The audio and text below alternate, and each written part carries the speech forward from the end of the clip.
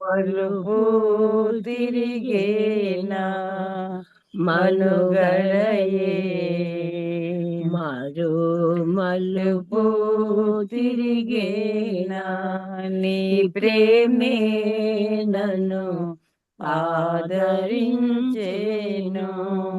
నీ ప్రేమే నన్ను ఆదరించేను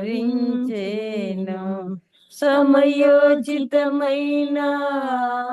నీ కృపయే నన్ను దాచి కాపాడెను నీ కృపయే దాచి కాపాడెను బలసూసకమైన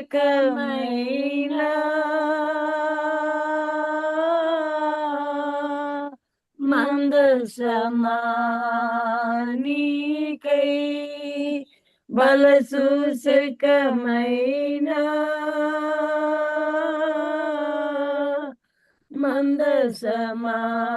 మందసమానికై సజీవయాగమై ఉత్తమైన సేవకై ఆత్మాభిషేకముతో నన్ను నింపితివా సజీవయాగమై ఉత్తమైన సేవకై ఆత్మాభిషేకముతో నన్ను నింపితివా సంగక్షేమమిన ప్రాణమాయనా సంగక్షేమమిన ప్రాణమాయనా నీ ప్రేమే నన్ను ఆదరించేను నీ ప్రేమే నన్ను ఆదరించేను సమయోచితమైన నీ కృపయే నన్ను దాసి కాపాడెను నీ కృపయే దాసి కాపాడెను సమయోచితమైన నీ కృపయే నన్ను దాసి కాపాడెను నీ కృపయే దాసి కాపాడెను దాసయే దాసి కాపాడెను వందలండి. చక్కగా పాడినారమ్మా. చాలా ఇద్దరు మీ పేర్లు ఏంటిరా? పాడిన వాళ్ళ పేర్లు చెప్పండి. లేదు ఇవ్వరండి. అవునా? చక్కగా పాడినారా. ఆయన ప్రేమను కొలవలేనంత ప్రేమ, కొలవలేనంత ఆయన సమయానుకూలంగా నిజంగా ఆయన ప్రేమ ఉంది కాబట్టి మనం ఈ రోజు ఈ స్థితిలో ఉండగలుగుతున్నాం కదా. నిజంగా చక్కటి పాట పాడిన బిడ్డలు ఇద్దరిని దేవుడు ఆశీర్వదించాలని మనస్ఫూర్తిగా కోరుకుంటున్నాను. తర్వాత అమ్మ షారా వచ్చిందారా పాట పాడడానికి? షారా హదస్సా షారా వచ్చిందా? ఆంటీ ఒకసారి చూస్తున్నాను ఆంటీ. వచ్చిందారా? ఒక్క నిమిషం అక్క, చూస్తున్నాను. ఇంకా రాలేదు అట్లంది. ఒక్క నిమిషం. రాలేదు. అదే నేను రాలేదు. అరిసేది ఒకటి నేర్చుకుని సన్నా మాట్లాడు.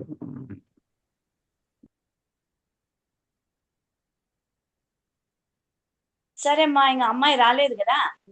మరి మన మధ్య మన అందరికి సుపరిచితురాలు, బాగా తెలిసి చాలా సార్లు చక్కటి మెసేజ్లు మనం విన్నాము. మరి దేవుడు ఆ బిడ్డను ఎంతో ఉన్నత స్థితిలో ఆ బిడ్డను ఉంచినప్పటికీ మరి ప్రభువు నిమిత్తమై ఎంతో సమయాన్ని వెచ్చిస్తూ ప్రభు ఆత్మచేత నడిపించబడుతూ మరి చక్కగా మరి మనల్ని ఆత్మీయంగా ఎంతో మేల్కొల్పే మరి మేల్కొల్పడానికి దేవుడు ఆమె చేత మాట్లాడిస్తున్నాడు. మరి ఆయన మాట్లాడే విలువైన మాట. తను ఎంతో ఉన్నత స్థితిలో ఎంతో మంచి రెస్పాన్సిబిలిటీ ఉద్యోగం చేస్తున్నప్పటికీ ప్రేరేపిస్తూ మరి ఆయన సేవలో ఆమెను వాడుకుంటున్న డాక్టర్ హదస్సా విజయసేన గారు. అమ్మా ఉన్నావు కదరా? డాక్టర్ హదస్సా ఉన్నానక్క, ఉన్నాను. సారా జాయిన్ అయిందక్క. సారా జాయిన్ అయింది. కొత్తగా పరిచయం చేయాల్సిన పని ఏం లేదు. చాలా సార్లు మాట్లాడారు. మరి అనంతపురం కూడా వచ్చారు. 2 days చక్కటి చాలా నీ సమయం అమ్మా, నీ సమయం. మరి మాకు ఆహారాన్ని దేవుడి ద్వారా మేము వినడానికి సిద్ధంగా ఉన్నాంరా. దేవుడు నిన్ను ఆశీర్వదించాలి, నిన్ను నీ కుటుంబాన్ని ఆశీర్వదించాలని కోరుకుంటున్నాను. చాలా చేతులు వందనాలక్క. ఉంటాయి. ప్రభు నామంలో మీ అందరికి చేరి వచ్చిన మీ అందరికి నా హృదయపూర్వకమైన వందనాలు. చాలా దినాలు అయిన తర్వాత మిమ్మల్ని అందరినీ ఈ రీతిగా చూడడానికి ప్రభు కృప చూపించినందుకు దేవునికి ఎంతగానో కృతజ్ఞురాలుగా ఉన్నాను. మీరందరు కూడా బాగున్నారని మీ నిమిత్తం ప్రతి దినం మా ప్రార్థనలో జ్ఞాపకం చేసుకుంటూ ఉన్నాం. తరచుగా ఎస్తర్ ప్రేయర్ వారియర్స్ గ్రూప్ లో కూడా కలవడానికి దేవుడు కృప చూపిస్తూ వస్తున్నాడు. దేవుని మహాకృపను బట్టి నేను కూడా మీ మధ్య ఉండడానికి, మీ మధ్యలో దేవుని యొక్క మాటలు అందించడానికి అనుగ్రహించిన ఈ సమయాన్ని బట్టి కూడా మీకు వందనాలు తెలియచేస్తా ఉన్నాను. అట్లాగే చేరి వచ్చిన మీ అందరికీ కూడా నా హృదయపూర్వకమైన వందనాలు తెలియజేస్తున్నాను. కొద్ది సమయము దేవుని యొక్క వాక్యాన్ని ధ్యానం చేసుకున్నాం. మన సంగతులు అనేకమైనవి, అనేక పర్యాయాలు, అనేక పరిస్థితులు మన జీవితాల్లో మనం కలిగి ఉంటున్నాం. వీటన్నిటిలో ప్రభు కృప చూపిస్తూ వస్తున్నాడు. మన దయనీయమైన జీవితంలో దేవుని యొక్క వాక్యంతో మనల్ని ఆయన తడుపుతూ కదా, మనల్ని నడిపిస్తూ ఉన్నాడు. భక్తుడు అంటున్నట్లుగా కదా, నా పాదమునకు నీ వాక్యము దీపమై ఉన్నట్టున్నది అన్నాడు కదా. అతి దీపముగా ఆయన యొక్క వాక్యము మన పాదాలకి ఉంటుండగా, ఎంతో అవసరమైన జీవింప చేసే వాక్యం, బలపరిచే వాక్యం, నడిపించే వాక్యం, మనల్ని ప్రోత్సహించే వాక్యం, మనల్ని పరలోక రాజ్యానికి తీసుకొని వెళ్ళే కదా అతి మధురమైన వాక్యం ఆయన మనకు అనుగ్రహించి ఉంటుండగా, ఈ వాక్యాన్ని ధ్యానం చేయడానికి, ఈ వాక్యాన్ని వినడానికి అనేక పర్యాయాలు దేవుడు మనకిస్తున్న ఈ అవకాశాన్ని బట్టి ప్రత్యేకంగా దేవునికి కృతజ్ఞురాలిగా ఉన్నాను. అలాగే ప్రార్థన చేస్తూ మరి దేవుని సన్నిధిలో కనిపెట్టుకుంటూ దేవుని వాక్యం కోసం ఎదురు చూస్తూ ఆయనను ప్రేమిస్తున్న మీ అందరికీ ప్రత్యేకమైన వందనాలు, అభినందనలు తెలియచేస్తా ఉన్నాను. కొద్ది సమయం దేవుని వాక్యాన్ని ధ్యానం చేసుకుందాం. రాజుల గ్రంథంలో ఒక మంచి యెషయా గ్రంథంలో ఒక మాట మీకు జ్ఞాపకం చేయాలని ఆశపడుతున్నాను. నా దయనీయమైన జీవితంలో నేను ధ్యానం చేసుకుంటుండగా దేవుడు నాకు ఇచ్చిన కొన్ని తలంపులు మీ మధ్య ఉంచాలని ఆశపడుతూ ఉన్నాను. యెషయా గ్రంథం మీ అందరికీ తెలిసిన వాక్య భాగాలే. యెషయా గ్రంథం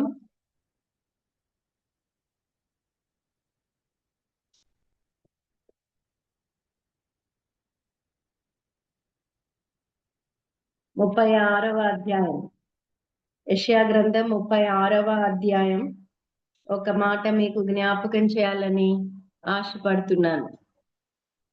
యెషయా గ్రంథం 36వ అధ్యాయం.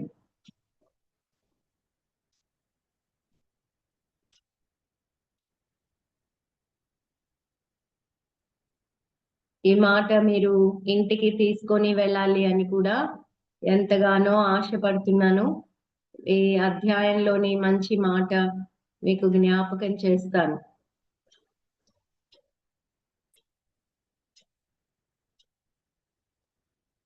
15వ వచనం.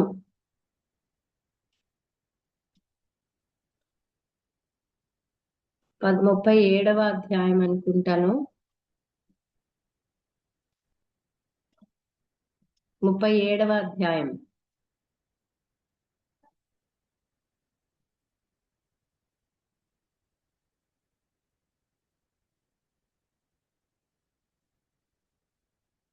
అయితే నాకు కలిగిన వ్యాకులమును బట్టి నేనేమందును అనే మాట మనం చదువుతాం. యెషయా గ్రంథం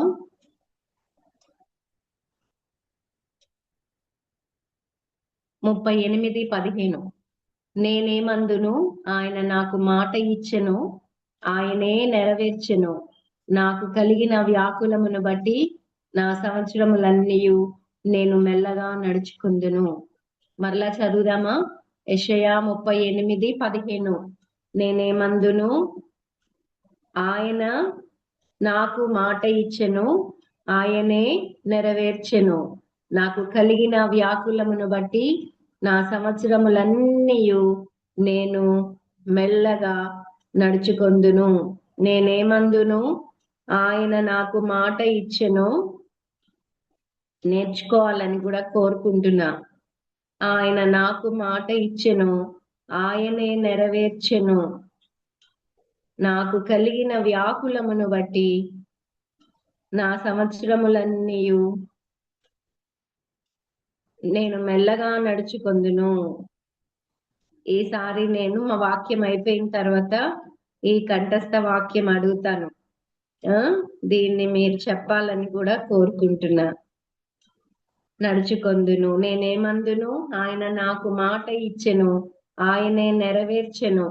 ఆయన నాకు కలిగిన వ్యాకులమును బట్టి నా సంవత్సరములన్నీ నేను మెల్లగా నడుచుకొందును. చిన్న ప్రార్థన చేసుకుని దేవుని వాక్యాన్ని ధ్యానం చేద్దాం. మా గొప్ప తండ్రి, మహోన్నతుడా, మహిమ కలిగిన మహారాజా, మీ పాదాలకు వందనాలు. మీ బిడ్డలైన వారందరూ ఆసక్తితో మీ సన్నిధిలోనికి చేరి రావడానికి మీరిచ్చిన ఈ కృపను బట్టి మీకు ఎంతగానో స్తోత్రాలు, వందనాలు చెల్లించుకుంటున్నాం. మేము కేవలము నాయన మట్టి మానవులమై ఉండగా, మిక్కిలి బలహీనులమైన వారంగా ఉండగా, నిర్దేవులంగా మేముండగా, నిబంధన లేని వారిగా మేముండగా, ధర్మశాస్త్రము లేని వారిగా మేముండగా, కుమారుడు మధ్యవర్తి లేనివాడుగా మేముండగా, విమోచకుడు లేనివాడుగా మేముండగా, అర్హత ఎంత మాత్రము లేని వారిగా మేముండగా, మమ్ములను మీరు జ్ఞాపకం చేసుకున్న విధానాన్ని బట్టి, మీ పేరును మాకు పెట్టిన విధానాన్ని బట్టి, మీ యొక్క మస్తకి వృక్షముల చెట్లని మాకు పేరు పెట్టిన దాన్ని బట్టి, సైన్యములకు అధిపతియగు యెహోవా అని, ఆయన వారికి విమోచకుడు అని మీరు మాకు పెట్టిన పేరును బట్టి, నిత్యమైన పేరును బట్టి, ఎవరు ఎరగని పేరును బట్టి మీకు వేలాదిగా వందనాలు. మీ పేరు క్రిందకు మమ్మల్ని తీసుకొని వచ్చినందుకై మీకు కృతజ్ఞతలు చెల్లించుకుంటున్నాం. మీ నిత్యమైన పేరు, పరిమళ తైలము వంటి పేరు, పరిశుద్ధుడు అనే పేరు మాకు మీరు ఇచ్చినందుకై మీకు స్తోత్రాలు చెల్లిస్తున్నాం. తెల్లని రాతిని మీరు ఇచ్చినందుకు వందనాలు. అందులో ప్రభా మీ పేరును మాకు ఇచ్చినందుకు వందనాలు చెల్లించుకుంటున్నాం. అటు మీ నామంలో మాకు అనుగ్రహించిన మీ యొక్క పరిశుద్ధ గ్రంథాన్ని బట్టి, వాక్యాన్ని బట్టి మీకు వందనాలు. మీ ఆత్మ ద్వారా మాతో మాట్లాడుతున్నందుకొరకై మీకు స్తోత్రాలు చెల్లిస్తున్నాం. మా ఒక్కొక్కరిని సంధించే దేవుడవైనందుకొరకై స్తోత్రాలు చెల్లిస్తున్నాం. వాక్యమై ఉన్న మీకు మమ్మలను మేము అప్పగించుకుంటున్నాం. ఈ మధ్యాహ్నపు వేళ మీ సన్నిధిలో మేము కనిపెట్టుకొని ఉంటుండగా మీ వాక్యము ద్వారా మాతో ఒక్కొక్కరితో మాట్లాడమని ప్రార్థన చేస్తున్నాం. మిమ్మలను ప్రేమించు వారిని మీరు ఇక్కడ సమకూర్చినందుకు స్తోత్రాలు చెల్లిస్తున్నాం.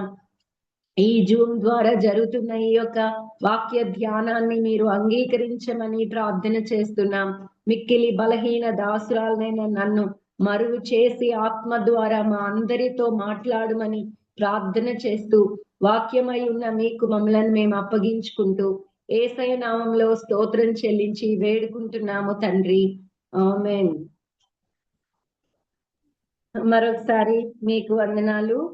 నేనేమందును కదా, నేనేమందును, ఆయన నాకు మాట ఇచ్చెను, ఆయనే నెరవేర్చెను. నాకు కలిగిన వ్యాకులమును బట్టి నా సంవత్సరములన్నీ నేను మెల్లగా నడుచుకొందును. ఎంత చక్కటి మాటలు హిజ్కియా రాజు యెషయా గ్రంథంలో రాసినట్లుగా మనందరికీ తెలిసిన విషయాలే.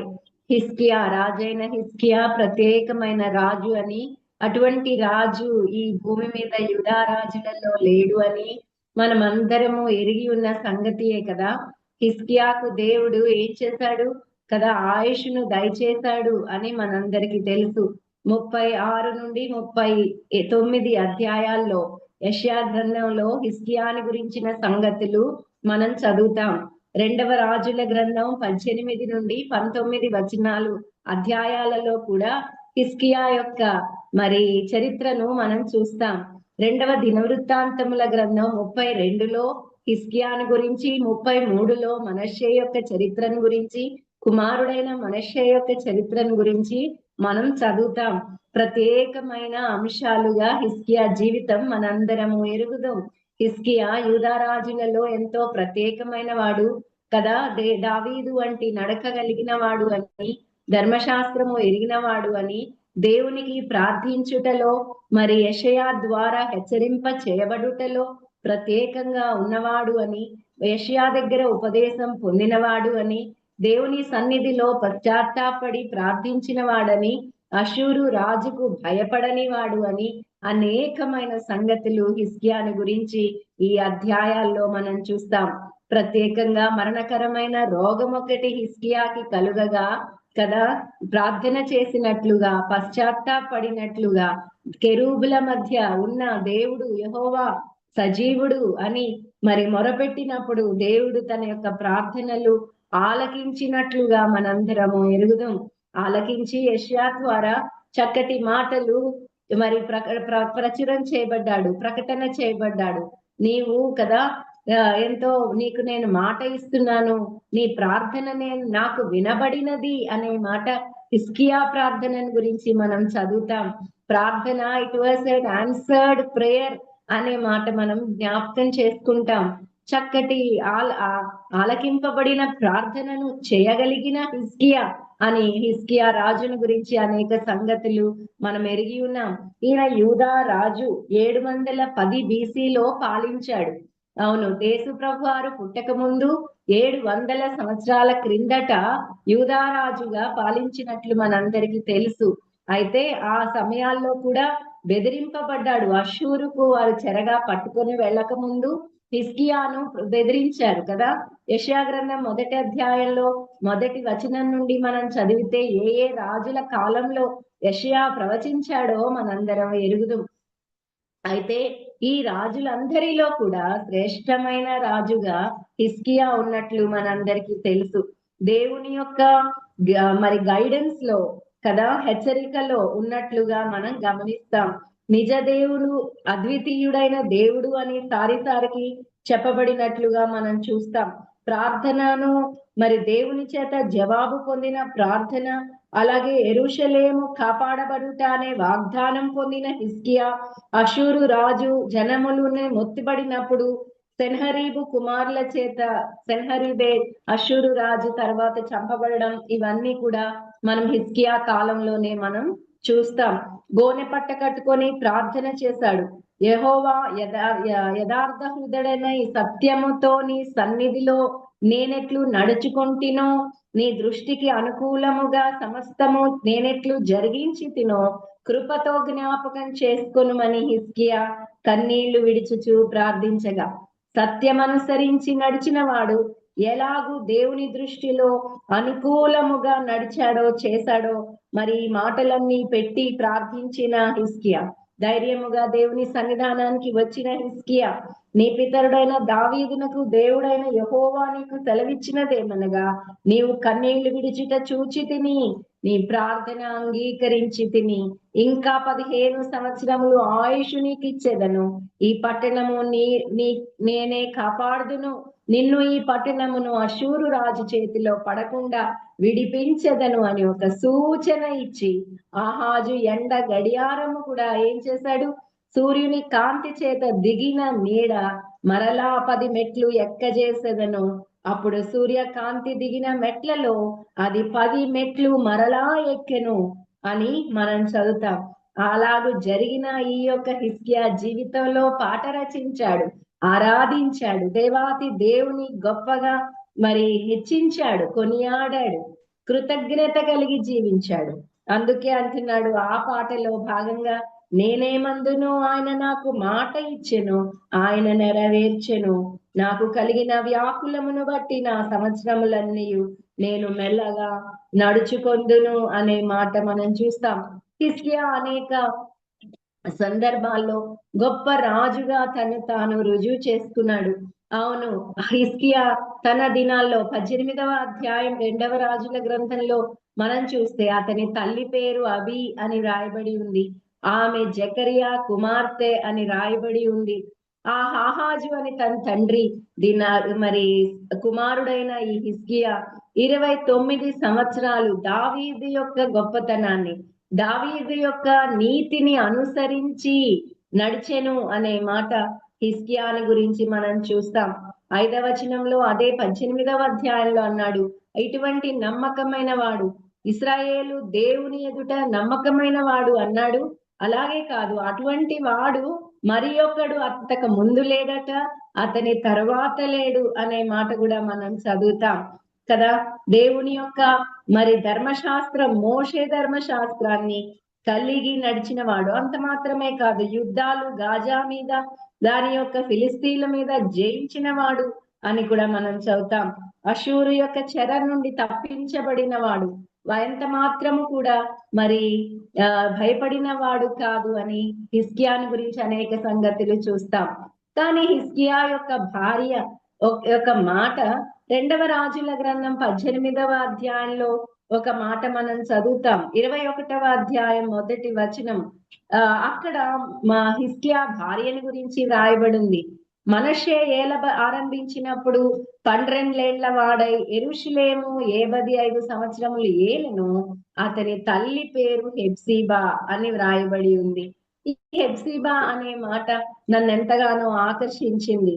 వాస్తవంగా యెషయా రాసిన అనేకమైన మాటలు, ఇశ్రాయేలీల వరకు రాసిన అనేకమైన మాటలలో 64వ అధ్యాయంలో అన్నాడు, ఇదిగో నేను మిమ్ములను హెప్సిబా అని నీకు నేను పేరు పెడతాను, నీవు విడువబడిన దానవని ఇంకా ఎంత మాత్రము అనబడవు అన్నాడు. నీకు హెప్సిబా అనియు నీ దేశమునకు బ్యూలా అనియు నేను పేరు పెట్టెదను అన్నాడు. విడువబడిన దానో కావు, నువ్వు వివాహితవు అనే మాట దేవుడు ఇశ్రాయేలు ప్రజలకు పెట్టిన పేరే కదా. హిజ్కియా, రాజైన హిజ్కియా యొక్క భార్య పేరు, మనష్షే అనే రాజు యొక్క తల్లి పేరు కదా హెప్సిబా అనే మాట మనం చూస్తున్నాం. హెప్సిబా అంటే ఏంటి? ఇష్టురాలు అని అర్థం మనందరికీ తెలుసు. My delight is in you అని అర్థం. అవును, నా యొక్క ఇష్టం నీ యందు నేను కలిగి ఉన్నాను, నా యొక్క ఆనందము నీవు అని హెప్సిబా అనే పేరుకు అర్థం అని మనందరికీ తెలుసు కదా.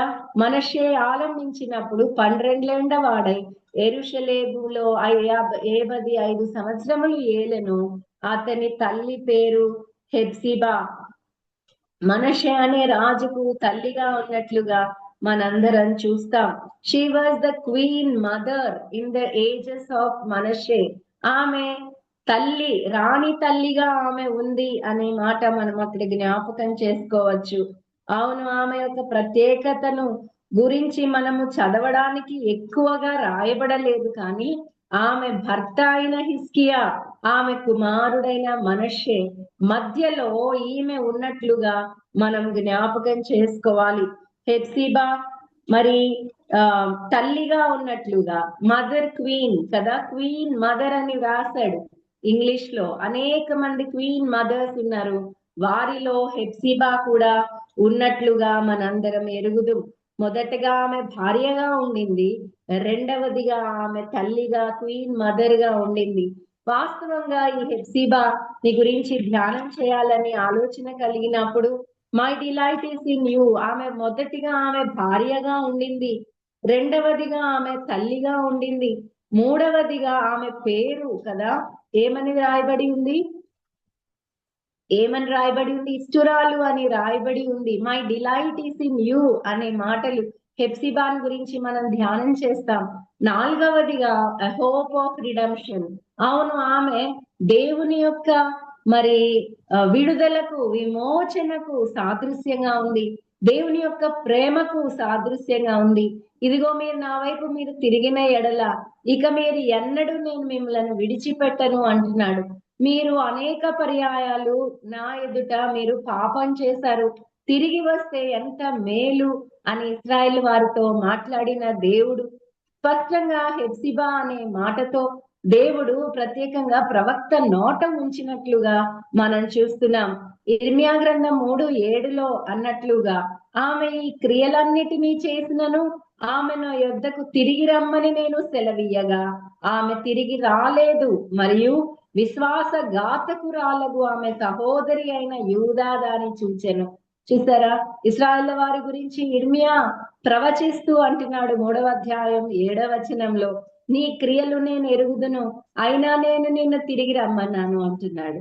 అవును, నువ్వు వాస్తవానికి చేర్చబడడానికి అర్హురాలవు కావు, నువ్వు తిరిగి రావడానికి అర్హురాలవు కావు, నువ్వు చేర్చబడడానికి అర్హురాలవు కావు. కానీ నేను నిన్ను రమ్మని పిలుస్తున్నాను, అయినా కూడా నీవు రాలేదు, విశ్వాసఘాతకురాలుగా నువ్వు ఉన్నావు అని కదా ఇర్మియా మాట్లాడుతున్నట్లుగా మనం చూస్తున్నాం. హోషేయ గ్రంథం 5:4 కూడా తమ క్రియల చేత అభ్యంతరపరచబడిన వారై వారు తమ దేవుని యొద్దకు తిరిగి రాలేకపోయేరి అనే మాట మనం చదువుతాం. తిరిగి వచ్చే అనుభవం నాకు సాదృశ్యంగా ఈ యొక్క హెప్సిబా ఉన్నట్లు చూస్తున్నాం. ఏ హోప్ ఆఫ్ రిడెంప్షన్, వాస్తవానికి కొద్ది వారిని, శేషించిన వారిని, ఆయన వైపు తిరిగిన వారిని ఆయన వైపుకు మలుచుకునే దేవుడు అని హెప్సిబా అనే మాట ద్వారా మనము జ్ఞాపకం చేసుకుంటాం. అవును, ఇర్మియాలో అదే కదా అన్నాడు.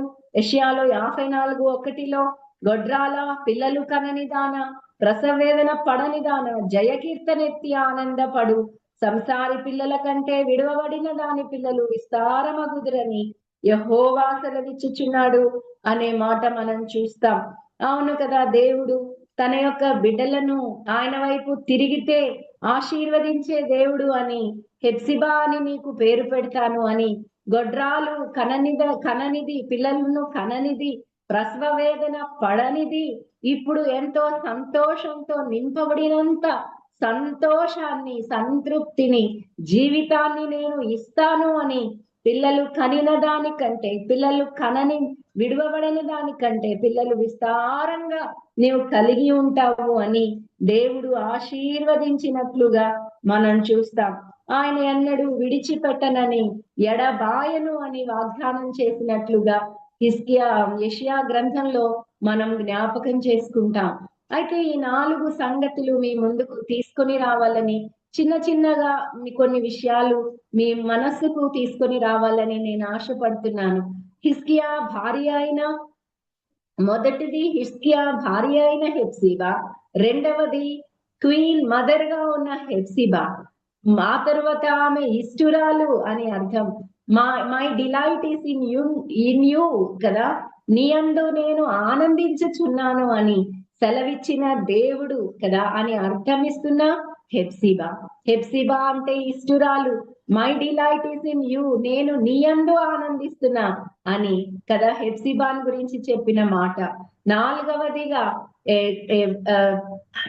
హోప్ ఆఫ్ రిడెంప్షన్, విమోచకుని యొక్క కదా మరి విడుదలకు సాక్షిగా ఉండిపోయిన హెప్సిబా అనే ఈ పేరు కదా ఎంతో ఆశ్చర్యకరమైనదిగా, ఆశీర్వాదకరమైనదిగా ఉన్నట్లుగా మనము గమనించగలం.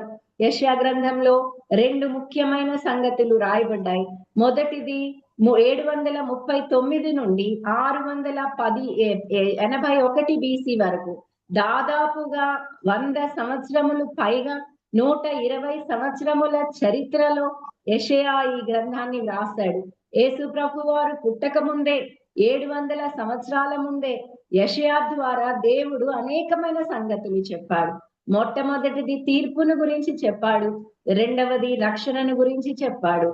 Judgement of God by the captivity of Israel to Babylon and Assyria కదా, 2 సంగతులు. మొదటిది దేవుని యొక్క తీర్పు ఎంత భయంకరమైనదో, వారి యొక్క అవిధేయత ఎంత భయంకరమైనదో, దేవుడు అషూరుకు, బబులోనుకు సెలవిచ్చి వారిని ఏ రీతిగా శ్రమలోనికి, చెరలోనికి పంపబోతున్నాడో మరి స్పష్టంగా ప్రవక్తల ద్వారా మాట్లాడినట్లుగా మనందరం ఎరుగుదాం. అయితే అదే యెషయా ద్వారా, అదే నోటితోనే వారి యొక్క విడుదలను గురించి, వారి యొక్క సంతోషాన్ని గురించి, వారి యొక్క విమోచనను గురించి, వారికి శ్రేష్టమైన మరి పట్టణాన్ని స్వాస్థ్యముగా అనుగ్రహించే దాని గురించి, ఆయన వారిని తిరిగి హెచ్చించే దాని గురించి కూడా ఆయన రాశాడు. రక్షకుని గురించి రాశాడు కదా. ఈ 2 సంగతులు ప్రత్యేకంగా వ్రాయబడినట్లుగా మనందరం ఎరుగుదాం. మొదటి అధ్యాయంలో 2వ వచనం నుండి 17 వచనాల వరకు ఒక మాట యెషయా ఉపదేశిస్తే, 18 నుండి 20 వచనాల వరకు రిపెంటెన్స్ గురించి వ్రాసినట్లుగా మనందరము ఎరిగి ఉన్నాం కదా. ఇలాంటి చక్కటి మాటలు యెషయా రాస్తూ హిజ్కియాను గురించి రాస్తుండగా ఇప్పటి వరకు మనం ధ్యానం చేసాం. హిజ్కియా యొక్క గొప్పతనాన్ని గురించి మనం ధ్యానం చేసాం. హిజ్కియా అంటే యెహోవా నా బలము అని అర్థం. యెహోవా నా బలం, గాడ్ ఈజ్ మై స్ట్రెంగ్త్ అని అర్థం. ఎంత చక్కటి మాట హిజ్కియా అనే మాటకు అర్థంగా ఉందో. అవును, మన దేవుడు బలవంతుడైన దేవుడు, నిత్యుడగు తండ్రి అని యెషయా గ్రంథంలో మనం చూస్తాం. దేవాతి దేవుని యొక్క ముఖ్యమైన లక్షణాలలో బలవంతుడు అనే మాట మనం ఎరుగుదాం. బలము నాది అని ఒక్క మారు ఆయన పలికెను, నాకు 2 మారులు వినబడెను అని భక్తుడు అంటున్న మాటలు మనకు జ్ఞాపకం వస్తున్నాయి కదా. అవును, ఆయన బలవంతుడైన దేవుడు, ఈ భూమిని ఆకాశాన్ని మాట చేత సృష్టించిన దేవుడు. ఆయనను మించిన బలము ఈ భూమి మీద ఎవ్వరకు లేదు. నన్ను బలపరచు అని ద్వారా నేను సమస్తము చేయగలను అని ఆయన బలాన్ని ఆశ్రయించిన పౌలు మనకు జ్ఞాపకం వస్తాడు. నిర్గమాకాండం 15:2లో యెహోవాయే నా బలము, నా గానము, ఆయన నాకు రక్షణయు ఆయను, ఆయన నా దేవుడని ఆయనను వర్ణించెదను, ఆయన నా పితరుల దేవుడు, ఆయన మహిమను ఉన్నతించెదను అని మరి మిరియాము యొక్క ఆరాధన పాట మనందరము ఎరుగుదు. సంఖ్యాకాండం 11:23లో యెహోవా బాహుబలము తక్కువైనదా అనే మాట చూస్తాం. మొదటి సమూయేలు గ్రంథం 2:10లో హన్నా స్తుతిస్తూ అంటుంది, తాను నియమించిన రాజునకు ఆయన బలమిచ్చును, తాను అభిషేకించిన వానికి అధిక బలము కలుగజేయును అని. రాజు యొక్క బలము ఆయనే కదా. రాజులు బలము గలవారు అనుకుంటారు, రాజులు శక్తి గలవారు అనుకుంటారు, కానీ రాజుకే బలమిచ్చేవాడు ఆయన అని, రాజులను ఆయన బలముతో అభిషేకించేవాడు అని కదా హన్నా తన ఆరాధనలో దేవుని యొక్క బలాన్ని గురించి జ్ఞాపకం చేసినట్లుగా మనందరికీ తెలుసు. అవును, కీర్తనాకారుడు 18:32లో నాకు బలము ధరింప చేయువాడు ఆయనే అంటున్నాడు. మనల్ని బలపరిచేవాడు కదా ఆయనే అనే మాట మనం జ్ఞాపకం చేసుకుంటాం. కీర్తన 21:1 మనకి తెలుసు, రాజు నీ బలమును బట్టి సంతోషించుచున్నాడు, నీ రక్షణను బట్టి హర్షించుచున్నాడు. ఆయన బలాన్ని బట్టి మాత్రమే మనకు బలం, ఆయన బలాన్ని బట్టి మాత్రమే మనకు సంతోషం, మనకు ఆనందం, మనకు ధైర్యం, మనకు ఆదరణ కదా. మన ఎదుట నిలవబడడానికి ఎటువంటి ఆయుధము కూడా వర్ధిల్లకుండా ఆయన మనల్ని బలపరిచే దేవుడు అనే మాట అనేకమైన మాటలు బైబిల్ గ్రంథంలో ఉన్నాయి. ఆయన మనల్ని బలపరిచే దేవుడు, ఆయనే బలమై ఉన్న దేవుడు. ప్రకటన గ్రంథంలో 11:17 అన్నాడు కదా, వర్తమాన భూత భవిష్యత్ కాలంలో ఉండు దేవుడైన ప్రభువా సర్వాధికారి, నీవు నీ మహాబలము స్వీకరించి ఏలుచున్నావు గనుక మేము నీకు కృతజ్ఞతాస్తుతులు చెల్లించుచున్నాం. ఆయన తిరిగి రాబోతూ ఉన్నాడు. 1000 ఏండ్లు ఈ భూమి మీద కదా ఆయన పాలించబోతా ఉన్నాడు. ఆయన బలము పూని పాలించబోతున్నాడు. ఆయన ఎంతగానో ఆదరించబోతున్నాడు.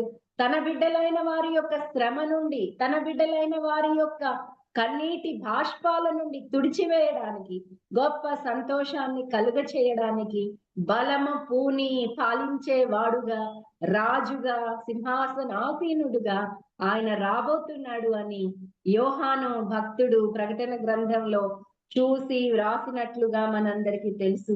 ఇట్టి రాజు అయిన వాడు, హిజ్కియా వంటి వాడు, బలవంతుడైన వాడు. బోయజు అంటే కూడా బలవంతుడు అని అర్థం కదా, మనం ధ్యానం చేస్తూ ఉంటాం. అవును, సింహము వంటి బలము కలిగిన వాడు అనే మాట కూడా మనం జ్ఞాపకం చేసుకుంటాం.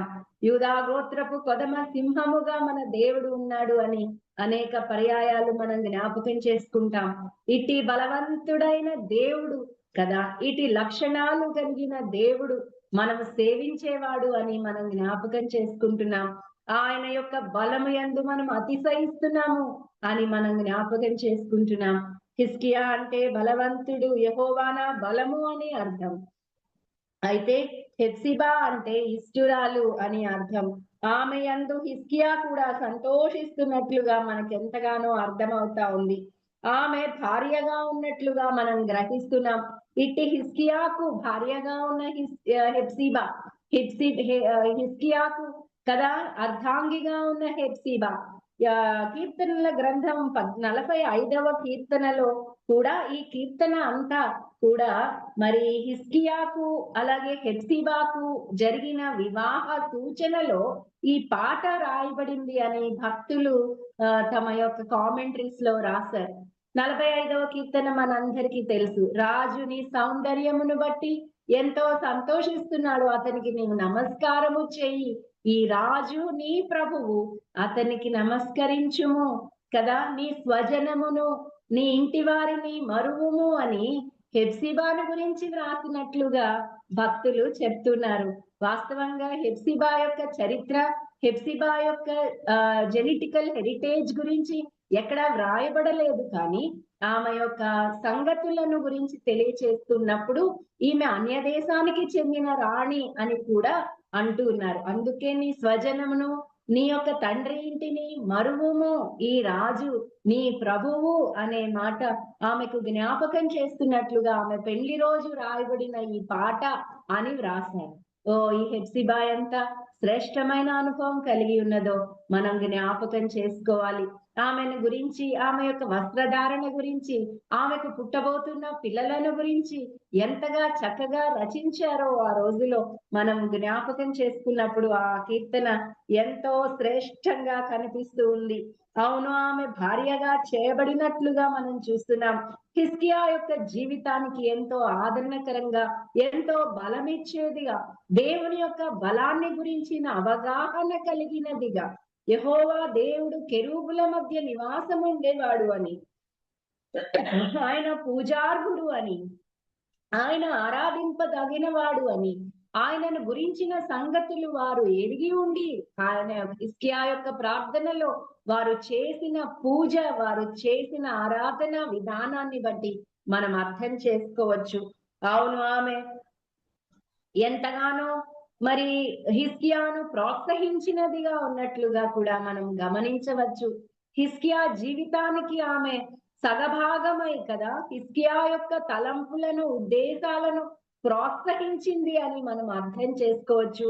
హిజ్కియా యొక్క భక్తి జీవితానికి సహకారిగా ఉన్నది అని జ్ఞాపకం చేసుకోవచ్చు. హిజ్కియా యొక్క ప్రార్థన జీవితానికి సహకారిగా ఉన్నట్లుగా మనము జ్ఞాపకం చేసుకోవచ్చు. అవును, వారు ఎంతో ప్రీతికరముగా రాజు గృహానికి వారు చెందిన వారుగా వారు ఉన్నారు అని మనము అర్థం చేసుకోవచ్చు. అయితే నీవు నేను కూడా దేవుని కొరకై కదా నియమింపబడిన కదా భార్యగా, నియమింపబడిన సొత్తుగా, నియమింపబడిన ప్రైడ్ గా మనము కూడా ఉన్నాము అని మనము జ్ఞాపకం చేసుకోవాలి. భార్యగా ఉండడానికి నియమింపబడ్డాం కదా, నీవు నా సొత్తు అని ప్రభు చెప్పాడు. తన స్వరక్తమిచ్చి సంపాదించుకొనిన దేవుని యొక్క సంఘముగా నీవు నేను ఉన్నాం. ఆయన పేరు పెట్టబడిన భార్యగా మనం ఉన్నాం అని ఆయన మనకు జ్ఞాపకం చేస్తున్నాడు. ఎఫెసీ పత్రిక 5వ అధ్యాయంలో మనం చూస్తాం, పెళ్లి భార్య ఏ రీతిగా కదా క్రీస్తు ఏ రీతిగా సంఘమును ప్రేమించాడో ఆ రీతిగా మీరు మీ భార్యలను ప్రేమించాలని భర్తలకు చెప్పాడు. భార్యలకు ఏం చెప్పాడు? మీరు విధేయులుగా ఉండాలి అని, లోబడేవారుగా ఉండాలి అని ఎఫెసీ పత్రిక 5:22లో మనం చూస్తాం. ఇలాంటి అనుభవాలు మన జీవితంలో అనేక పర్యాయాలు మనం జ్ఞాపకం చేసుకుంటూనే ఉన్నాం. అవును, ఆయనకు అనుకూలమైన వారిగా, ఆయనకు సరిపోయిన వారిగా, రాజకుమారుని పుత్రికగా మనం ఉండాలి అని ఆయన మనల్ని కోరుకుంటున్నట్లుగా హెప్సిబా జీవితం ద్వారా మనం నేర్చుకుంటాం. ప్రకటన గ్రంథం 21వ అధ్యాయం 2వ వచనంలో అన్నాడు, మరియు నేను నూతనమైన యెరూషలేమును ఆ పరిశుద్ధ పట్టణము తన భర్త కొరకు అలంకరింపబడి పెండ్లి కుమార్తె వలె సిద్ధపడి పరలోకమందున్న దేవుని యొద్ద నుండి దిగివచ్చుట చూచి తిని, 7 దేవుని దూతలు ఒకరు ఇటు రమ్ము, పెండ్లి కుమార్తెను అనగా గొర్రెపిల్ల యొక్క భార్యను నీకు చూపెదనని నాతో చెప్పెను. పెండ్లి కుమారుని యొక్క భార్యను అనే మాట మనం చూస్తున్నాం. ఒక భార్యగా ఉండడానికి దేవుని యొక్క సంఘమై ఉన్న మనలను గొర్రెపిల్ల రక్తము చేత ఆయన కొనుక్కుకొనినట్లుగా మనం జ్ఞాపకం చేసుకుంటున్నాం. ఆయన గొర్రెపిల్ల అయి కదా, లోక పాపములు మోసుకొని పోచున్న దేవుని గొర్రెపిల్ల అయి, బొచ్చు కత్తిరించు వాని యొద్ద గొర్రెపిల్ల ఏ రీతిగా మౌనముగా ఉంటుందో ఆ రీతిగా ఆయన మౌనముగా ఉండి తన యొక్క రక్తము ద్వారా, తన యొక్క విమోచన క్రయధనము ద్వారా, తన యొక్క విధేయత ద్వారా నిన్ను నన్ను ఆయన సొత్తుగా చేసుకుంది కదా. అలంకరింపబడిన భార్యగా, సిద్ధపరచబడిన భార్యగా ఆయన ఎదుట నిలవబెట్టుకోవాలని తన్ను తానే మన కొరకు అప్పగించుకొనెను అనే మాట మనం జ్ఞాపకం చేసుకుంటాం. ఆ రీతిగా ఉండడానికి ఆయన మనలను ఎన్నుకున్నట్లుగా మనం చూస్తున్నాం. సుబుద్ధి గల భార్య యెహోవా ఇచ్చు దానం అన్నాడు. గుణవతి అయిన భార్య దొరుకుట అరుదు, అటిది ముత్యము కంటే అమూల్యమైనది అన్నాడు. ఆయన దృష్టిలో నీవు నేను కూడా అమూల్యమైన వారిగా ఉన్నాము అన్న సంగతిని మనము జ్ఞాపకం చేసుకోవాలి. ఆయనకు ప్రీతికరమైన వారిగా, ఆయనకు సమమైన వారుగా మనం ఉండాలని ఆయన కోరుకుంటున్నట్లు అని మనం జ్ఞాపకం చేసుకుంటున్నాం. హెప్సిబా అంటే ఇష్టురాలు, యు ఆర్ మై డిలైట్ అని అర్థం. యు ఆర్ మై డిలైట్, నా ఆనందము నీ యందు అని చెప్తున్నాడు కదా. ఆయన మన యందు ఆనందించేవాడు అనే మాట కీర్తనల గ్రంథం 149:4 మనందరికి తెలిసి, యెహోవా తన ప్రజల యందు ప్రీతి గలవాడు, ఆయన దీనులను రక్షణతో అలంకరించును. నీ యందు నా యందు ఆయన సంతోషించేవాడు. అవునా? Whoever do you search for people who love you కదా. అనేక సార్లు మన జీవితంలో మనం వెతికే వారిగా ఉంటాం.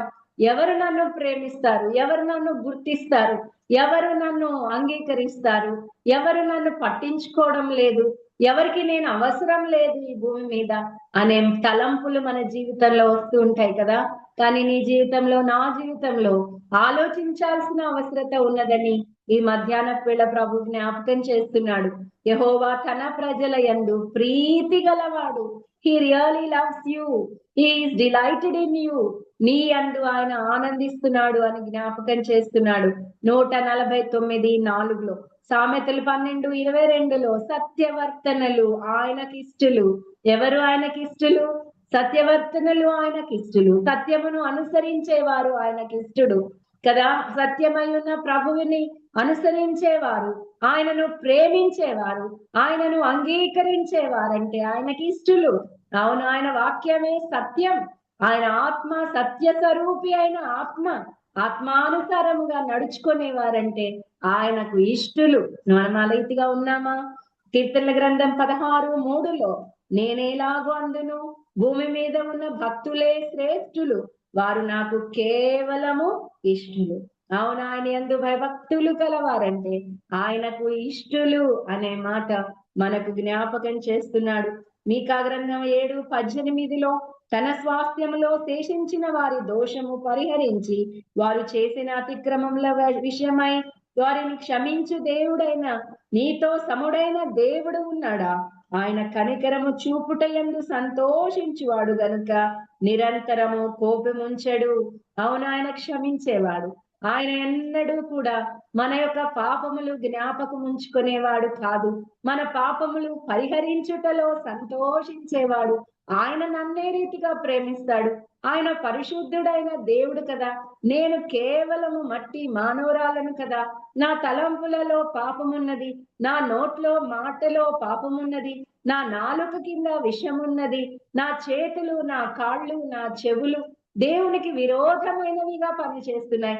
ఇట్టి నేను ఎలాగూ ఆయన సంతోషిస్తాడని నీవు నేను అనుకొనకుండా గొప్ప వాగ్దానాన్ని మీకా గ్రంథంలో అంటున్నాడు.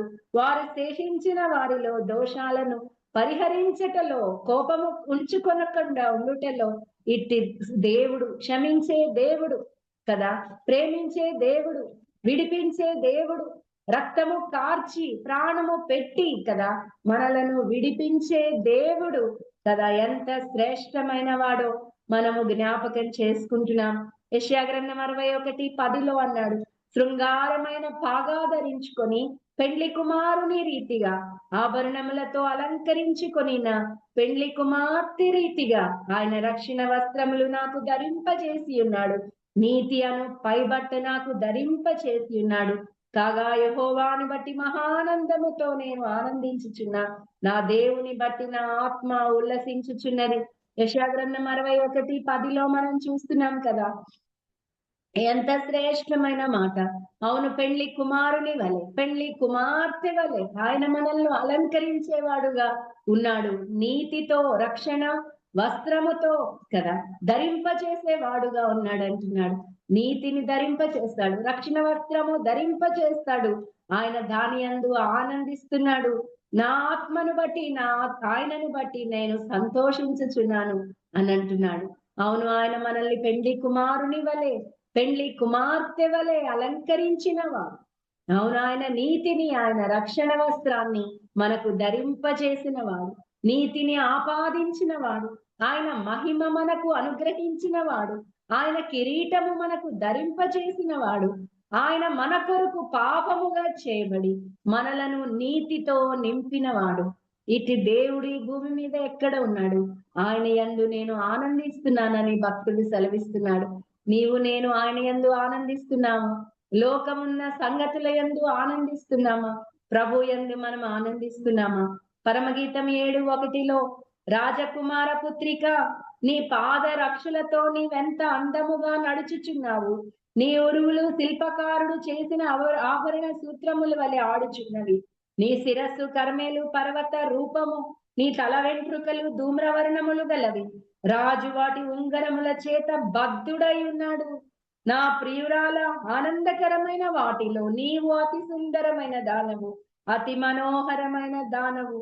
నేను నా ప్రియుని దానను, అతడు నా యందు ఆశాబద్ధుడు. His delight is in me. ఆయన నా యందు ఆశాబద్ధుడు. ఆయన ఏమేమి చూస్తున్నాడు? నీవు రాజకుమార పుత్రికవు అంటున్నాడు. You are the daughter of a king అంటున్నాడు. యు ఆర్ ద ప్రిన్సెస్ అంటున్నాడు. అవును, నిజమైన రాజు మన ప్రభు కదా. ఆయన కుమార్తెగా ఆయన మనలను స్వీకరిస్తున్నట్లుగా మనందరం ఎరిగి ఉన్నాం. నీ పాదరక్షలు, నీవెంత అందముగా నడుచుచున్నావు. హీఈస్ అబ్జర్వింగ్ యువర్ ఫీట్ కదా. నీ పాదాలు చూస్తున్నాడు, వాటికి వేసుకొనిన కదా పాదరక్షలు కూడా ఆయన చూస్తున్నాడు. మన చెప్పులు చూస్తున్నాడు. కొంతమంది చెప్పులు లేకుండా నడుస్తూ ఉంటారు, కొంతమంది చెప్పులు అరిగిపోయి నడుస్తూ ఉంటారు. కానీ ఆయన పాద రక్షలు కూడా చూసే దేవుడు అని మనము జ్ఞాపకం చేసుకోవడానికి భక్తుడు ఈ వచనాన్ని రాశాడు. అవును, నీ పాదరక్షలు నీవు ధరించుకొని ఎంత చక్కగా నడుచుచున్నావు అంటున్నాడు. అవును, మనందరం ఎరుగుదుము కదా. అవును, సువార్త పర్వతముల మీద సువార్త ప్రకటించు వాని యొక్క పాదములు బహు సుందరములు అని యెషయాలోనే మనం చదువుతాం. అలాగే ఆయన పాదములకు జోడు ధరించుకొని మీరు ఎలా ఉండాలి? సువార్త ప్రకటించు, సమాధాన సువార్త వలనైన సిద్ధ మనస్సును జోడు మీరు తొడుగుకొని అనే మాట ఎఫెసీ పత్రికలో మనం చూస్తాం. మన పాదరక్షలు కదా, ఆయన కొరకు నడిచి వెళ్ళిపోయే పాదరక్షలు. మన పాదాలు ఆయన దృష్టిలో ఎంతో సౌందర్యంగా ఉన్నాయి అంటున్నాడు. ఆయనను గురించి ప్రచురించే పాదాలు, ఆయనను గురించిన సంగతులు ప్రకటించే వారి పాదాలు ఆయన దృష్టిలో ఎంతో శ్రేష్టంగా కనిపిస్తున్నావు. ఎంత చక్కగా నువ్వు నడుస్తున్నావు. నువ్వు ఎక్కడికి నడిచిపోతున్నావు? ప్రభు యొక్క సువార్త ప్రకటన చేస్తూ నీ పాదాలు నడిచి వెళ్తున్నాయా? సినిమాలకు నడిచి వెళ్తున్నాయా? ఫ్రెండ్స్ ఇళ్లకు నడిచి వెళ్తున్నాయా? వేశ్యా గృహాలకు నడిచి వెళ్తున్నాయా? ఎవరిని చూడడానికి మన కన్నులు, మన పాదాలు నడిచి వెళ్తున్నాయో మనము జ్ఞాపకం చేసుకోవాలి. ప్రభు దృష్టిలో ఆయన యొక్క ఆశ ఎంత శ్రేష్టంగా ఉందో ఈ సాయంత్రం వేళ మనకు జ్ఞాపకం చేస్తున్నాడు. నీ ఉరువులు శిల్పకారుడు చేసిన ఆభరణ సూత్రముల వల్లే ఆడుచున్నవి, like a feeding young ones అంట. అవును, ఈ యొక్క కదా మనకు కలిగి ఉన్న ఈ యొక్క రొమ్ములు ఎంతో శ్రేష్టంగా ఆయన దృష్టిలో ఉన్నాయి. చిన్నవారికి పాలు ఇచ్చేవిగా, ఆదరణ ఇచ్చేవిగా అవి ఉన్నాయి. అవి శిల్పకారుని సూత్రముల వలె ఉన్నాయి. అవెంతో శ్రేష్టమైనవిగా కనపడుతున్నాయి. అవి గొర్రెల పిల్లలకు పాలిచ్చేవిగా, మందలను పాలించేవిగా కదా, స్తన్యమిచ్చే తల్లిలాగా అవి కనిపిస్తున్నాయి అంటున్నాడు. అలాగైతే we all know that the mother's breast milk is the precious one కదా, ఎంతకంటే శ్రేష్టమైనది లేదు అని. అలాంటి పాలతో నేను మిమ్మలను పెంచాను అని ప్రభు చెప్పడమే కాదు, పౌలు అంటున్నాడు, స్తన్యమిచ్చు తల్లి వలె మేము మిమ్మలను గారవించితిమి అనే మాట మనం చదువుతాం. అలాగైతే మనము దేవుని బిడ్డలమైన మనం, తల్లులుగా ఉన్న మనం, సంఘములో ఉంటున్న స్త్రీలమైన మనం అనేకులను ఆదరించే వారిగా, అవును నీవు నన్ను ప్రేమించినట్లయితే నా గొర్రె పిల్లలను కాయు, నా గొర్రెలను నీవు మేపు అని పేతురుకు ప్రభు చెప్పిన మాటను బట్టి మనం కూడా ఏం చేయాలి? ఆయన సంఘమై ఉన్న ఆయన బిడ్డలకు మనము పాలిచ్చే వారంగా, ఆదరించే వారంగా, వృద్ధ స్త్రీలు, యవన స్త్రీలకు కదా బోధించేవారుగా, నడిపించేవారుగా మనం ఉండవలసిన వారంగా ఉన్నామని ఈ మాటలో మనం జ్ఞాపకం చేసుకుంటున్నాం. నీ శిరస్సు కర్మెలు పర్వత రూపము, శిరస్సు కర్మెలు పర్వత రూపం. కర్మెలు ప్రభువుకు దైవత్వానికి సాదృశ్యంగా ఉందని మనం చదువుతాం కదా. అలాగైతే కర్మెలు యొక్క ఉన్నతమైన శిఖరం, దేవుని యొక్క దైవత్వాన్ని గురించిన తలంపులు మన హృదయంలో మనం దాచిపెట్టుకునే వారిగా ఉంటామని, ఆయన ఇష్టాన్ని నెరవేర్చే ఉద్దేశాలు కలిగిన తలంపులు మనం కలిగి ఉంటామని, ఆ శిరస్సును కూడా ఆయన మరి పరిశోధించి సంతోషించేవాడుగా ఉన్నాడు అని, పైనున్న వాటిని మీరు వెదకండి అన్నాడు. లోకములో ఉన్నదైనను, లోకంలో ఉన్నదాన్ని అందైనను మీరు ప్రేమించవద్దు, అవి అపవాది సంబంధమైనవి అన్నాడు కదా. నేత్రాస, శరీరాస, జీవపు డంభము ఈ లోకంలో ఉన్నాయి, వాటి అందు కాదు, అవి తండ్రి యొద్ద నుండి వచ్చినవి కావు అనే మాట మనం చూస్తాం.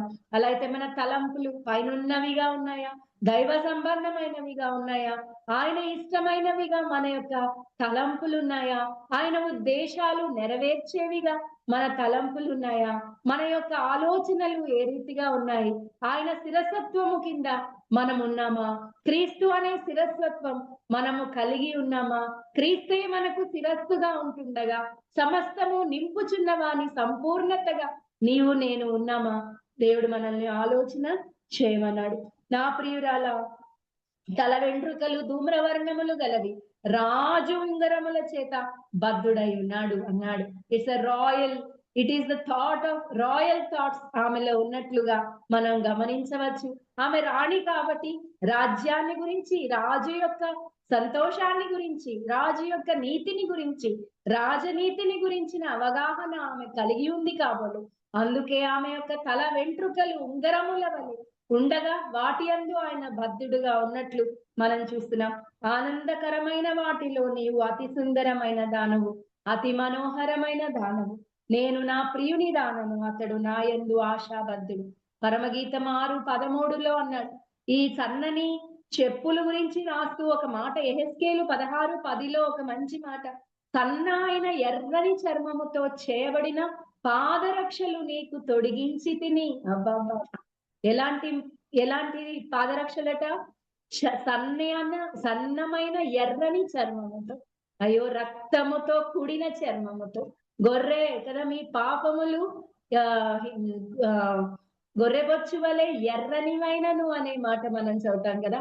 అలాంటి చర్మముతో చేయబడిన పాదరక్షలు నేను నీకు ధరింపచేశాను అంటున్నాడు. కుమారుడైన యేసుక్రీస్తు వారి యొక్క పాదాలు, అవును ఆయన యొక్క పాదముల మీద ఉన్న చర్మము కదా యావత్తు రక్తముతో నింపబడి సిలువలో మన కొరకు కార్చబడిన ఆ యొక్క రక్తం, ఆయన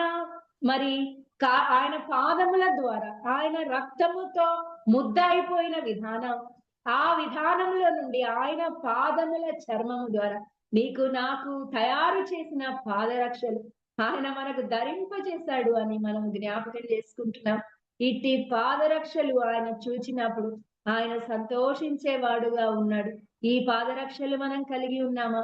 ఆయన సువార్త, ఆయన సిలువను గురించిన వార్తను ప్రకటించే వారిగా ఉన్నామా? పునరుద్ధానుడైన యేసుక్రీస్తు వారిని ప్రకటించే పాదాలు మనం కలిగిన వారుగా ఉన్నామా? కదా, అట్టి పాదాలు మనం కలిగి ఉన్నప్పుడు అదెంతో శ్రేష్టంగా ఆయనకు కనిపిస్తుందని మనం చదువుతున్నాం. పరమగీతం 6:12 అన్నాడు, శూలమతి రమ్ము రమ్ము, నేను ఆశ తీరా చూచుటకై తిరిగి రమ్ము తిరిగి రమ్ము. అయ్యో, ఆశ తీరా చూడడానికి ఆయన తిరిగి రావాలి అని ప్రియుడు కోరుకునినంతగా నీవు నేను కూడా ఆయన మన యందు ఆశ తీరా చూడడానికి మనల్ని ఈ లోకంలో సిద్ధపరుస్తున్నట్లుగా మనం జ్ఞాపకం చేసుకుంటున్నాం. ఆయన మన యందు ఆశాబద్ధుడు. My delight is in you. నీ యందు ఆయన ఆనందించేవాడు, నా యందు ఆయన ఆనందించేవాడు, ఎంతగానో సంతోషించేవాడు. మన కొరకు తన ప్రాణాన్ని ఆయన పెట్టాడు. మనము స్వరూపము గల వారిగా లేనప్పుడు కదా ఆయన స్వరూపాన్ని మనకి ఇవ్వడానికి, మన సౌందర్యాన్ని ఆయన కోరుకొనినవాడు. మన యందు ఆయన ఆనందించేవాడు. మనం ఆయన యందు ఆనందిస్తున్నామా?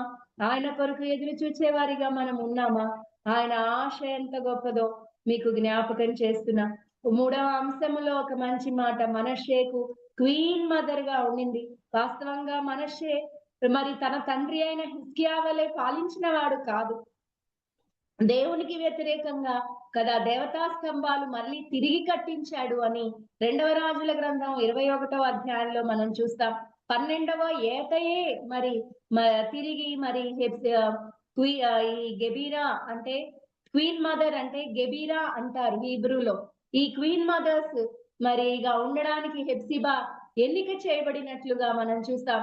12 సంవత్సరాల వయసులో మనష్షే మరి రాజకుమారుడుగా చేయబడ్డాడు. కానీ హెప్సిబా ముఖ్యమైన పాత్ర వహించి ఆమె క్వీన్ మదర్ గా ఉండి ఇశ్రాయేలు యూదా రాజ్యానికి ఆమె దిక్సూచిగా ఉన్నట్లుగా కూడా మనం అర్థం చేసుకోవచ్చు.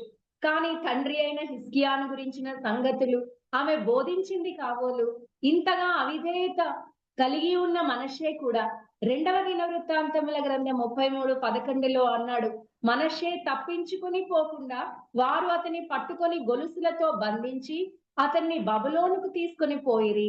అతడు శ్రమలో ఉన్నప్పుడు తన దేవుడైన యెహోవాను బతిమాలుకొని తన పితరుల దేవుని సన్నిధిని తను తాను బహుగా తగ్గించుకొని ఆయనకు మొరలిడగా ఆయన అతని విన్నపములు ఆలకించి యెరూషలేమునకు అతని రాజ్యమునకును అతని తిరిగి తీసుకొని వచ్చినప్పుడు యెహోవా దేవుడై ఉన్నాడని మనష్షే తెలుసుకొనెను. మనష్షే జీవితంలో తిరిగి పశ్చాత్తాపడిన అనుభవం మరి తల్లి అయిన హెప్సిబా ద్వారా తెలుసుకున్నాడు కాబోలు. తల్లి బోధించింది కాబోలు. హిజ్కియా యొక్క భక్తి జీవితాన్ని గమనించిన మనష్షే, తల్లి యొక్క భక్తి జీవితాన్ని గమనించిన మనష్షే ఒకప్పుడు అవిధేయుడై ఉన్నాడు.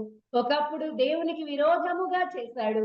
తన ఇష్టానుసారమైన క్రియలు జరిగించాడు. కానీ చివరిలో కదా అషూరు వారు మరి చేసిన ఆ యొక్క బలవంతమైన బందీని బట్టి కదా తెలుసుకొనిన వాడై మొరలిడి ప్రార్థించాడు. యెరూషలేము వైపు తిరిగి ప్రార్థించాడు కదా. అతని రాజ్యంలో అతను తిరిగి తీసుకొని వచ్చినప్పుడు యెహోవా దేవుడై ఉన్నాడని మనష్షే తెలుసుకొనెను. అతన్ని గూర్చిన అనేక సంగతులను గురించి, అతడు దేవునికి మొరపెట్టిన మొరల గురించి కూడా, ఇశ్రాయేలు దేవుడైన యెహోవా పేరిట అతడు పలికిన దీర్ఘదర్శులు చెప్పిన మాటలను గురించి ఇశ్రాయేలు రాజుల గ్రంథమందు వ్రాయబడి ఉన్నది అని మనం చదువుతాం. She was a queen mother in the dark times.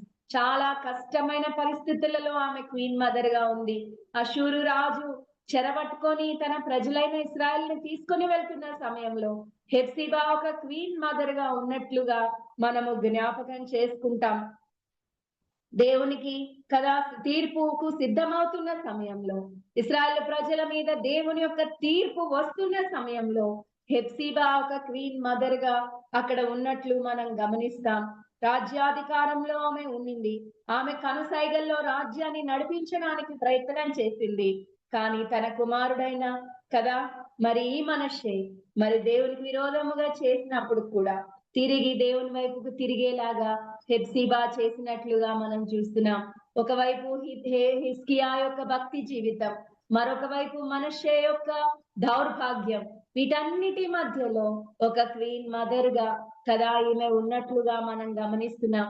అవును, ఎంతో కష్టమైన పరిస్థితులు ఈనాడు దేవుని యొక్క సంఘముకు ఉన్న పరిస్థితులు, ఆనాడు ఇశ్రాయేలుకు ఉన్న పరిస్థితులు, దేవుని యొక్క తీర్పు బహుశీఘ్రముగా వస్తూ ఉంటుండగా ఆ సమయంలో తాళుకోవలసిన పరిస్థితులు సంఘానికి ఉన్నట్లుగా మనమందరము గమనిస్తా ఉన్నాం.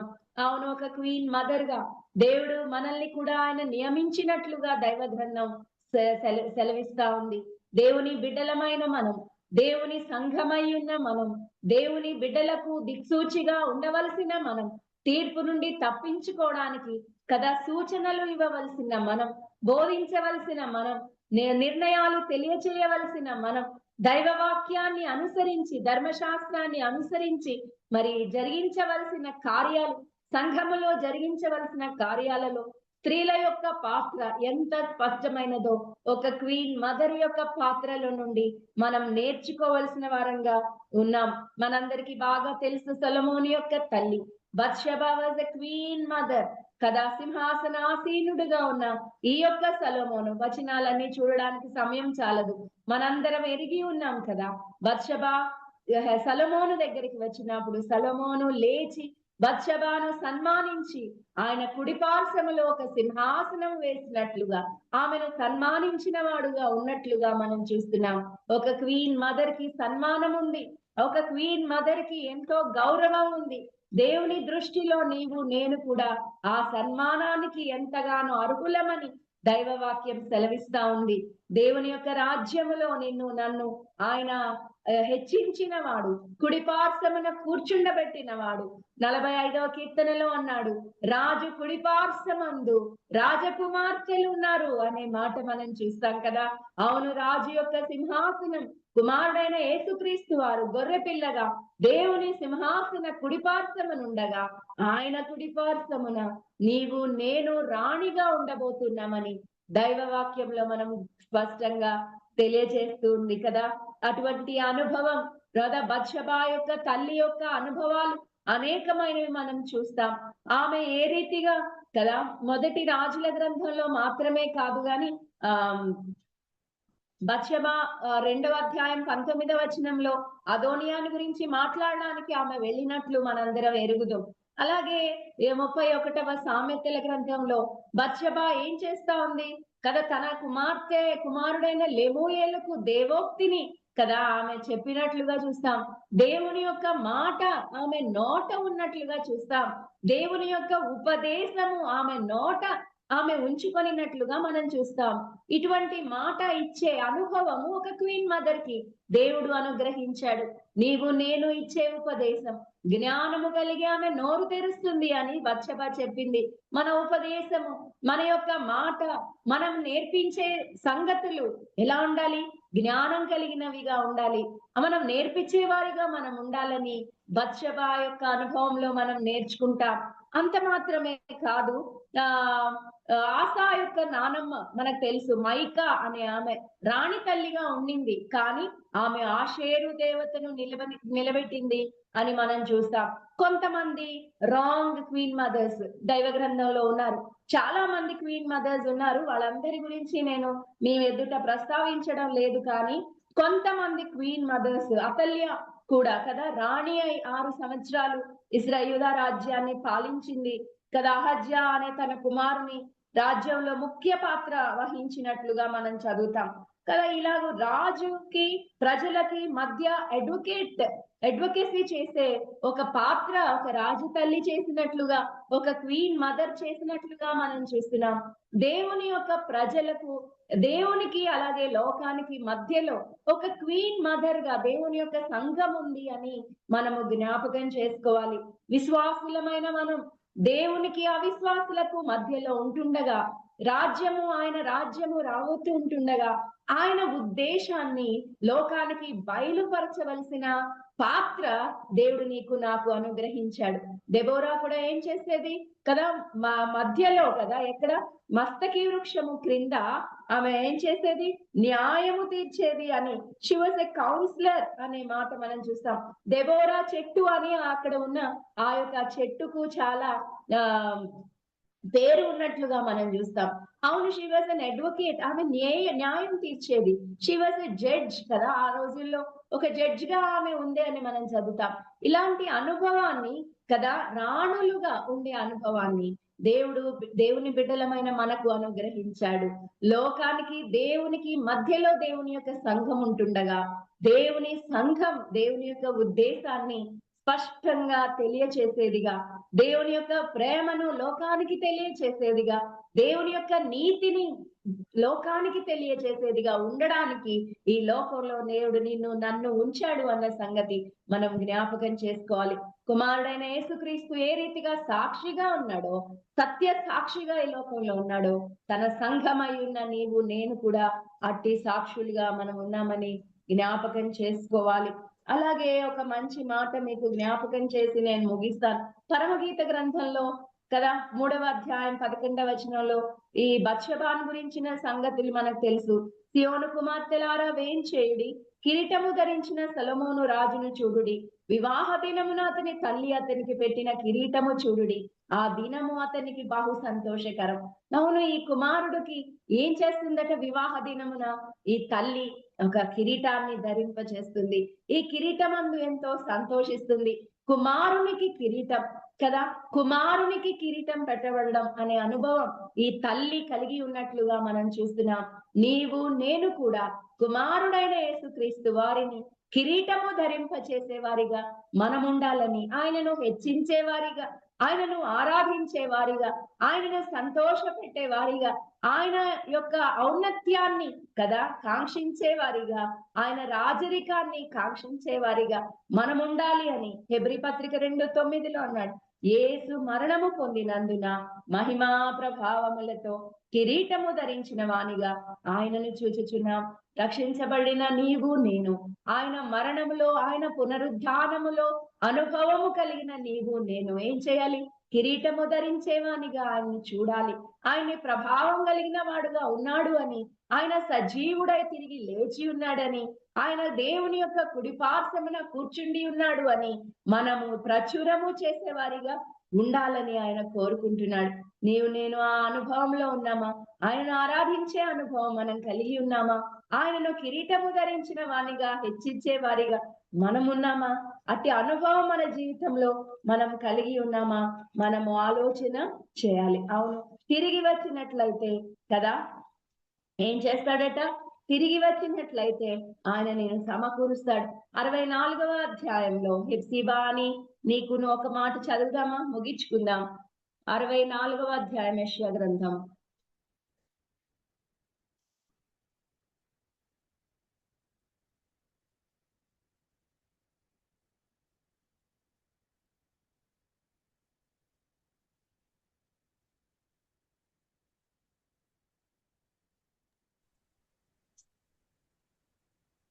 అరవై 4 అమ్మా. 62 4వ అధ్యాయంలో 4వ వచనం. ఓకే. విడువబడిన దానివని ఇక మీదట నీవు అనబడవు, పాడైనదని ఇకను నీ దేశంను గురించి చెప్పబడదు. హెప్సిబా అని నీకును, బ్యూలా అని నీ భూమికి పేర్లు పెట్టబడను. యెహోవా నిన్ను గూర్చి ఆనందించుచున్నాడు, నీ దేశము వివాహితము అగును. ఎప్పుడు? నీవు యెహోవా చేతిలో భూషణ కిరీటముగా, నీ దేవుని చేతిలో రాజకీయ మకుటముగా ఉందువు అని. ఇశ్రాయేల్ యొక్క మరి ఔన్నత్యాన్ని గురించి, ఇశ్రాయేల్ యొక్క మరి రెస్టోరేషన్ గురించి ఈ అధ్యాయంలో మనం చూస్తున్నాం. ఎవరైతే మీరు తిరిగి నా వైపు మీరు చూడండి, కుమారుడు కదా నీతి మీ కొరకై ఉద్భవిస్తుంది, ఫలిస్తుంది, లేస్తుంది అని మరి యెషయా ప్రవచించినప్పుడు తిరిగి మీరు నా వైపు చూసినట్లయితే నేను మిమ్మలను రక్షిస్తాను అని స్పష్టంగా తెలియజేస్తున్నాడు. హెప్సిబా అనే పేరు నేను నీకు పెడతాను అంటున్నాడు. నీవు నాకు ఇష్టురాలవు అని ఇశ్రాయేలుతో చెప్తున్నాడు. ఎవరు ఆయనకి ఇష్టలు? తిరిగి వచ్చిన వారు ఆయనకి ఇష్టలు. ఆయన వైపు తిరిగితే ఆయన వారి వైపు ఆయన తిరిగేవాడుగా ఉన్నాడు అని మనం జ్ఞాపకం చేసుకోవాలి కదా. లూకా సువార్తలో 15వ అధ్యాయం 32వ వచనంలో నీ తమ్ముడు చనిపోయి తిరిగి బ్రతికెను అనే మాట చూస్తాం. తప్పిపోయిన కుమారుడు వాస్తవంగా చనిపోయిన వాడు కాదు గాని తిరిగి బ్రతికిన వాడుగా మరి చెప్తున్నట్లుగా మనం చూస్తున్నాం. అలాగైతే మన జీవితాలలో తిరిగి వచ్చే అనుభవం మనం కలిగి ఉన్నామా కదా? రూతు గ్రంథంలో మనకు తెలుసు కదా, ఆమె తిరిగి వచ్చిన యవనురాలు. తిరిగి రావడము అంటే చక్కటి ఆదరణకరమైన సంగతి తెలియజేస్తుంది రూతు. ఏమంటుంది? ఆమె మోయాబు నుండి తిరిగి వచ్చిన యవనురాలు. ఆమె తండ్రి ఇంటిని మరచిన యవనురాలు. తన పాత జీవితాన్ని విడిచిపెట్టిన యవనురాలు. అత్తను హత్తుకొనిన యవనురాలు విడిచిపెట్టకుండా హత్తుకోవడము సాధ్యం కాదన్న సంగతిని రుజువు చేసిన రూతు. అవును, రూతు ఆ రీతిగా చేయగలగడానికి ముఖ్యమైన కారణం ఏంటంటే ఆమె విడిచిపెట్టింది. తిరిగి రావడము అంటే విడిచిపెట్టి రావడము అని అర్థం. Something if you don't leave you can't cleave. అవును, తిరిగి రావాలి అంటే దేవుడు సెలవిస్తున్న మాటలన్నిటి విషయంలో కూడా ఆయన మనకు అర్థమయ్యేలాగా చేసేది కూడా అదే. విడిచిపెడుతున్నామా? లోకాన్ని విడిచిపెడుతున్నామా? అపవాది సంబంధాలు విడిచిపెడుతున్నామా? శరీర సంబంధమైన ఆలోచనలు, అలాగే గోల్స్ మనం విడిచిపెడుతున్నామా? మన గోల్స్ ఏమై ఉన్నాయి? మన జీవితంలో మన గోల్స్ ఏమై ఉన్నాయి? ఎందుకు మనం ఈ లోకంలో జీవిస్తున్నాం? ప్రభు కొరకే జీవిస్తున్నామా? ఆయననే దేవుడుగా ప్రతిష్ఠించుకొని ఆయన మహిమ కొరకు మనం జీవించే వారంగా ఉన్నామా? మన క్రియలు, మన తలంపులు, మన ఆలోచనలు లోకముతో కలిసిపోయేవిగా ఉన్నవా? తిరిగి రావాలి కదా. తిరిగి రావటం అంటే విడిచిపెట్టడం అని అర్థం. To turn back to him. అనేక పర్యాయాలు చెప్పాడు, మీరు తిరిగి రండి, మీరు తిరిగి రండి, యు కమ్ బ్యాక్ అని. అనేక సార్లు ఆయన బ్రతిమలాడుతున్నట్లుగా మనం చూస్తున్నాం. నేను ఆ జీవితంలో తిరిగి వద్దామా? యోహాను సువార్త పత్రికలో మనకు తెలుసు 1:12 నేను ఆయన నమ్మదగిన వాడు, నీతిమంతుడు కదా. మన పాపములు మనం ఒప్పుకొనిన ఎడల ఆయన నమ్మదగిన వాడు, నీతిమంతుడు గనుక మన పాపములు క్షమించి సమస్త దుర్నీతి నుండి పవిత్రులనుగా చేస్తాను అని సెలవిస్తున్నాడు. మన జీవితంలో తిరిగి వచ్చే అనుభవం అంటే అదే. పాపములు ఒప్పుకోవాలి, విడిచిపెట్టాలి, ప్రభు సన్నిధిలో ప్రభుతో కలుసుకొని తిరిగి సంధి చేసుకుని ఆయనతో కలిసి ముందుకు సాగిపోవాలి. ఇట్టి అనుభవం కలిగి ఉంటే నీకు హెప్సిబా అనే పేరు నేను పెడతాను అని దేవుడు స్పష్టంగా తెలియజేస్తున్నాడు. మన జీవితంలో అట్టి అనుభవం కలిగి ఉండడానికి దేవుడు మన ఒక్కొక్కరికి సహాయం చేయను గాక కదా. లోకంలో ఉండే అనేక సంగతులు మనం దూరం అవి మన ఆలోచనలను, మన గోల్స్ ని, మన యొక్క సమస్తాన్ని కూడా మనం సరి చేసుకొని కదా తిరిగి వచ్చి ప్రభు సన్నిధిలో ప్రభు పాదాల మీద పడి ఒప్పుకొని విడిచిపెట్టినప్పుడు కనికరం పొందుతాం గనుక ఆయనకు ఆయాసకరమైనవి ఏవి ఉన్నా మనుషుల దృష్టిలో నువ్వు ఒకవేళ కనపడకపోయినా ప్రభు దృష్టిలో సమస్తాన్ని చూసే దేవుడు, సమస్తాన్ని రెస్టోర్ చేయగలిగిన వాడు, నీకు మంచి పేరు పెడతానంటున్నాడు. ఆయన పేరు కదా నీకు పెడతానంటున్నాడు. ఇష్టురాలు అనే పేరు నీకు పెడతానంటున్నాడు కదా. ఆయనను ఆశ్రయించినప్పుడు సంతోషాన్ని, సమాధానాన్ని ఇస్తానని చెప్తున్నాడు. ఎన్నో వాగ్దానాలు మనకు అర్థమవుతున్నాయి. అలాగైతే నా జీవితంలో తిరిగి వచ్చే అనుభవం ఎంత శ్రేష్టమైనదో. ప్రభు చిత్తమైతే మరొకసారి ఈ సంగతులు జ్ఞాపకం చేసుకుందాం. దేవుడు మన విడికిడిలో తన యొక్క వాక్యము ఆశీర్వదించును గాక. అందరికీ వందనాలు. దేవుని స్తోత్రం. చాలా చక్కగా అమ్మా ఇంతవరకు హెప్సిబాను గురించి ఇంతగా